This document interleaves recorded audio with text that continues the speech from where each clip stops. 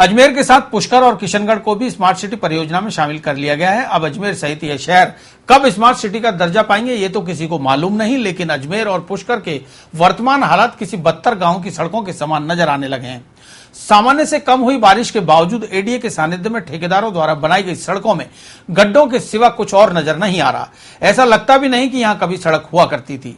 इन दिनों रामदेवरा का मेला अपने चरम पर है, लिहाजा पुष्कर और अजमेर के आसपास से हजारों यात्रु इन्हीं रास्तों से होकर बाबा के दर्शनों को जा रहे हैं। लेकिन एडीए और प्रशासन को लोगों की परेशानी से कोई सरोकार नहीं, इसलिए सड़कों की ना तो मरम्मत कराई जा रही है और ना ही पुनर्निर्माण। कुछ दिन पूर्व बनाई गई सड़कों के पेटे ठेकेदार ने अधिकारियों को मोटा कमीशन देकर अपना भुगतान भी उठा लिया। अब जनता रोती चिल्लाती रहे, उन्हें कोई फर्क नहीं पड़ता। सड़कें यहाँ की रोड बहुत खराब है, आने जाने में पैदल यात्री को बाइक से बहुत परेशानी होती है।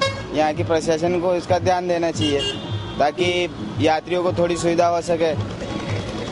बहुत जगह फूट रहा है, मेरठ सिटी में, पुष्कर में है, बहुत खराब है। मेरठ सिटी में तो गाड़ी चला ही नहीं सकते, इतनी धूल उड़ती है आंखों में, बहुत परेशानी आती है यात्रियों को। यहाँ भी बहुत गड्ढे हैं और बहुत खराब सड़कें हैं यहाँ की, तो यहाँ के सरकार को ध्यान देना चाहिए इसका।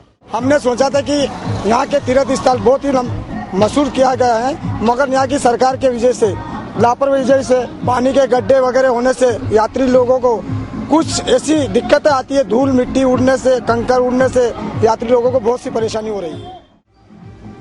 प्रतिदिन वाहन है, कभी एक्सीडेंट होता है तो कभी वो कीच से परेशान हो जाते हैं, वाहन रुकते हैं, छोटे मोटे बूढ़े बुजुर्ग सबको परेशानी आती है नारायण, इसलिए इसकी जल्दी से जल्दी सुनवाई की जाए। पुष्कर सीमा में प्रवेश करते ही आपको हर पल चौकन्ना रहने की जरूरत है। यदि थोड़ी सी भी सावधानी हटी तो दुर्घटना घट सकती है। प्रवेश द्वार से लेकर अंबेडकर सर्किल तक सड़कों के बीच बड़े बड़े खड्डे प्रशासन को मुंह चिढ़ा रहे हैं। इससे पहले भी कई बार इस सड़क का निर्माण हुआ, लेकिन भ्रष्टाचार के चलते चंद महीनों में ही सड़क उधड़ गई। गड्ढों के साथ सड़क पर जगह जगह फैला पानी हादसों की संभावनाओं को और मजबूत कर रहा है। अधिकारी एक दूसरे विभाग के अधिकारियों पर इल्जाम लगाकर अपना दामन पाक साफ बता रहे हैं। और जगह जगह पानी की व्यवस्था की गई है। मेला ग्राउंड में पानी का हाइडेंट लगाए हैं, टैंकर खड़े कर रखे हैं और हर जगह भैरव आश्रम रोड वगैरह इत्यादि जहाँ जहाँ यात्री ठहरते हैं वहाँ सब में हमने पानी वगैरह की लाइट रोशनी व्यवस्था कर रखी है। मेला ग्राउंड में भी बहुत सी रोशनी लगा रखी है। सड़कों के जहाँ जहाँ सड़कें टूटी हुई है, पालिका स्तर पर उनको रिपेयरिंग तो कराई जा रही है और जो रिपेयरिंग बारिश के कारण नहीं हो पा रही है वहाँ हमारी जेसीबी लगा के हम बल्ला जो भी यात्रियों की सुविधा है तो डरवा रहे हैं और यात्रियों को किसी पर असुविधा नहीं। ऐसा नहीं कि कस्बे के जनप्रतिनिधि व सामाजिक कार्यकर्ता इन समस्याओं के प्रति प्रशासन का ध्यान आकर्षित न करते हों, लेकिन अजमेर विकास प्राधिकरण और भारतीय राष्ट्रीय राजमार्ग प्राधिकरण आंखें मूंद कर किसी बड़े हादसे का इंतजार कर रहा है। ये घोर एडीए की लापरवाही नजर आती है इसके अंदर तो, क्योंकि जो अजमेर पुष्कर के मध्य जो रास्ता है वो भी पूर्ण रूप से टूटा हुआ है। जो स्टेट हाईवे है, उसके अलावा ये नेशनल हाईवे 8-9 जो नागौर तक जाता है, यहाँ वो रामदेवरा तक जो पैदल जाने वाले यात्री या यात्रु लोग जो भी है उनको भारी असुविधा हो रही है। उसके साथ में भी पुष्कर में लाखों श्रद्धालु रोज आते हैं, उनको अजमेर पुष्कर राजमार्ग की हम स्थिति देखते हैं अगर तो बड़ी दयनीय स्थिति है और कई दुर्घटनाएं हो चुकी है और कई दुर्घटनाएं होने का अंदेशा है। तो इसको एडीए के अधिकारियों को ध्यान देकर के इसको दुरुस्त करवाना बहुत अति आवश्यकता है।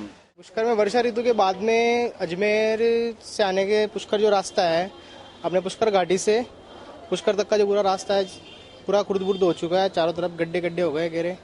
इससे रामदेवरा आने वाले साथ साथ पुष्कर आने वाले तीर्थ यात्रियों को भी काफ़ी कठिनाइयों का सामना करना पड़ता है। आए दिन हादसे हो रहे हैं, इससे यात्री घायल हो रहे हैं। तो हम अजमेर विकास प्राधिकरण को यही कहना चाहेंगे, आप जल्द से जल्द इसको ठीक करके मरम्मत का काम चालू करें। पुष्कर में आने वाले रामदेवरा यात्रुओं से यात्री कर के नाम पर खुलेआम अवैध वसूली की जा रही है। मंगलवार को सामाजिक कार्यकर्ता जीवन पाराशर ने गनाहेड़ा यात्री कर नाके पर पालिका ठेकेदार द्वारा निर्धारित शुल्क से करीब 2 गुना राशि वसूल करने के मामले को उजागर करते हुए पालिका ईओ शशिकांत शर्मा से शिकायत की। शिकायत के बाद पालिका प्रशासन हरकत में आया और तत्काल रेवेन्यू अधिकारी के शर्मा को यात्री कर नाके पर भेजा गया। शर्मा ने मामले की जांच में ठेकेदार कर्मचारियों द्वारा अवैध वसूली सहित अन्य गड़बड़ियों पर भविष्य में अवैध वसूली नहीं करने के लिए पाबंद करते हुए ठेका निरस्त करने की हिदायत भी दी। शर्मा ने कहा कि अवैध वसूली रोकने के लिए अब सभी यात्रीकर नाकों पर पालिका की ओर से कर्मचारी नियुक्त किए जाएंगे। कार्रवाई के दौरान यात्रीकर नाके के कर्मचारी शिकायतकर्ता को मनाने में जुटे रहे। गौरतलब है कि अभी पिछले माह ही मेरठ के राजेंद्र सिंह को यात्री कर का ठेका दिया गया था, जिसमें सभी वाहनों और पार्किंग का एक निर्धारित शुल्क तय किया गया, लेकिन ठेकेदार के कर्मचारी मनमाने तरीके से वसूली कर चांदी कूटने में लगे हुए हैं। सीओ साहब ने मुझे आदेश दिया, मौखिक आदेश दिया, भाई नाके गनेड़ा नाके पर जाकर आप रसीदें चेक करो, वहाँ पर पैसे ज्यादा लिए जा रहे हैं।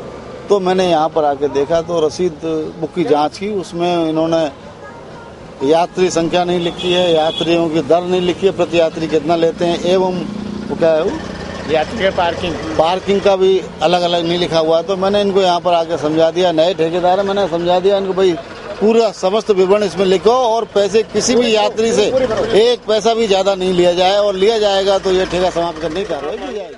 अभी परसों के दिन आया था, मेरे से 50 रुपए लिए, अभी आया तो मेरे से 70 रुपए लिए उन्होंने। जब मगजमारी करी मैंने उनसे तो बोला गया इतने लगेगा, मिलेगा टाइम में तो ऐसे लगेगा पैसे। मैंने ठीक है भैया। कितनी सवारी थी? 10 सवारी थी मेरी गाड़ी में। कौन सी गाड़ी है ये? गामा, छोटी गाड़ी।